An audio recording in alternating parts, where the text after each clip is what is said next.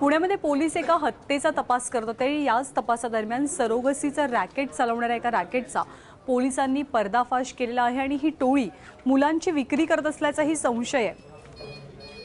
हडपसरमध्ये 17 जूनला मधु ठाकूर या ओल्या बाळंतिणीची हत्या करून तिच्या मुलाला विकण्याचा प्रयत्न झाला। या प्रकरणी पोलिसांनी 5 आरोपींना अटक केली। त्यांच्याकडे तपास केल्यावर निकिता कांगणे ही महिला सरोगसीचं रॅकेट चालवत असल्याचं उघडकीस आलंय।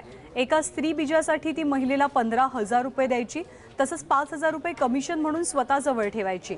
या रॅकेटमध्ये शहरातली मोठी IFV सेंटर सहभागी असल्याचा पोलिसांना संशय आहे आणि त्या दृष्टीने हडपसर पोलीस तपासही करतात।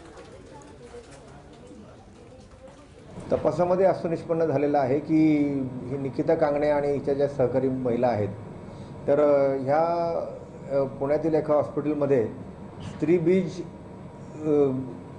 देण्याचं काम करत होत्या। त्याच्या पोटी त्यांना 15,000 रुपये 20,000 रुपये असं ते डोनरला मिळत होते आणि त्यातलं काही रक्कम कमिशन पोटी ही निकिता कांगणे ठेवून घेत होती।